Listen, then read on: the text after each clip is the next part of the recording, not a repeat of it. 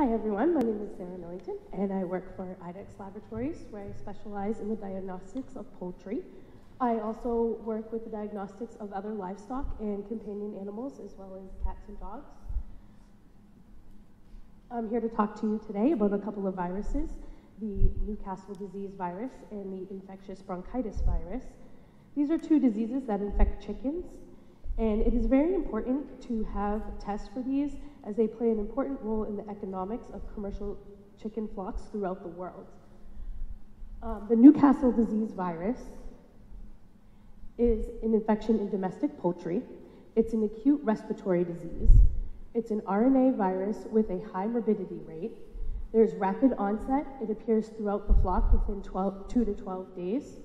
And the birds have tremors, paralyzed wings and legs, twisted necks, lesions, and or complete paralysis.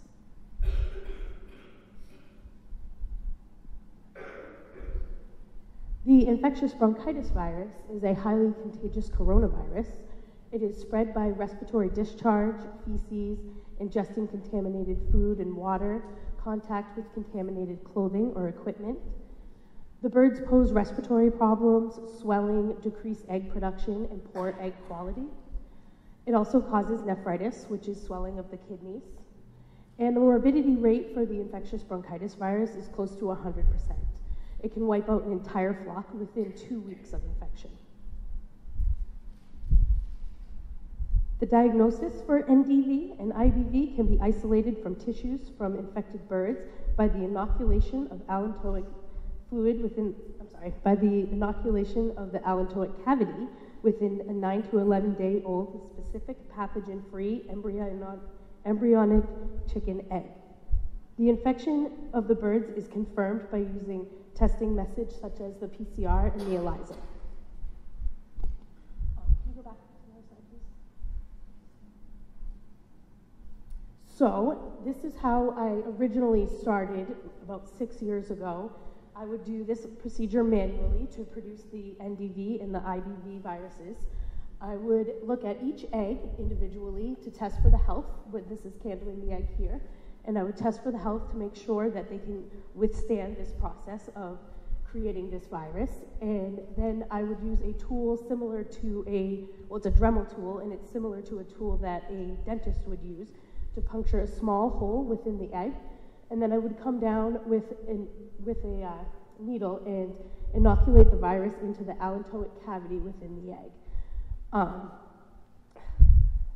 It's similar to how they produce a flu vaccine. So if you've ever been to the doctor to get your flu shot and they asked you if you're allergic to chickens or chicken eggs, this is why it's a very similar process. And once the eggs are old enough, we do the inoculation, and then we incubate the eggs to allow the viral particles to be formed and released in the allantoic cavity and fluid. This is a really long, strenuous process. It took a lot of my time. I couldn't do a lot of other research or other production because of it.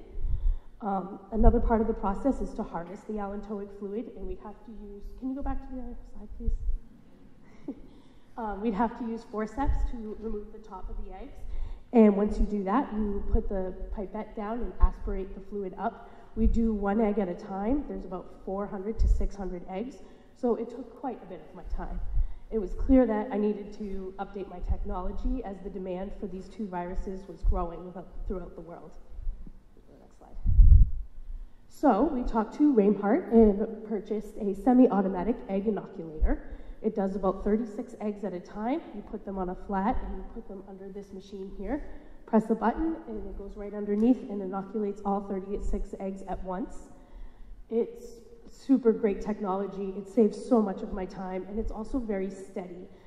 By doing it by hand, sometimes you can disturb the egg in the embryo, and the embryo can die from trauma really easily. So if it dies from the trauma, we cannot use the allantoic fluid for the rest of the process. So when we did this manually, we had quite a few eggs that would die just because of certain trauma. So with this equipment, it made it much easier, and there was way less failure rate. Next slide. This is the semi-automatic egg decapper and harvester. The egg decapper is ultimately one of my favorite pieces of equipment, and I won't get into why, but we put the flat of 36 eggs after incubation onto the egg decapper, press a button and a blade will come across and chop off the top of the eggs all at once, all 36 eggs.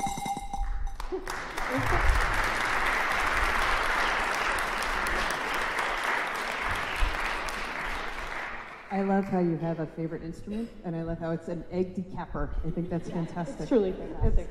Does anybody have any questions for Sarah before I jump in? Oh, okay.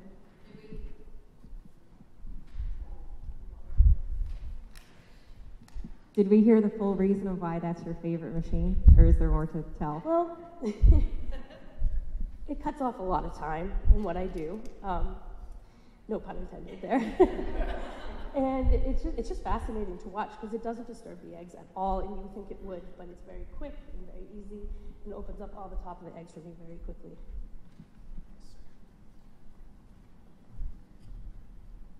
You mentioned that these diseases they were spreading or growing worldwide. Do we know why that is? Yeah, they're extremely infectious and they're very contagious. So they can spread from a parent to an egg. It can also spread just through like breathing. It's very similar to like a common cold sometimes, but it's way more detrimental. It'll kill the entire flock. Once one chicken gets it, normally the rest of the chickens in the flock will get it. So if you think of a farm with hundreds and hundreds and hundreds of chickens, it can wipe out an entire livestock really quickly. It became prevalent not too long ago, and we're noticing at Idexx that it's more and more demand all the time, and it's spreading throughout the world. A lot like swine disease or like SARS and H1N1, things like that.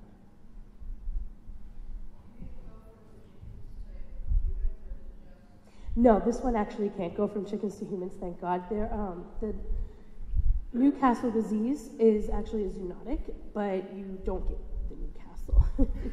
No, What's you can zoonotic? You can get pink eye from it if you get it into your eyes or things similar to that.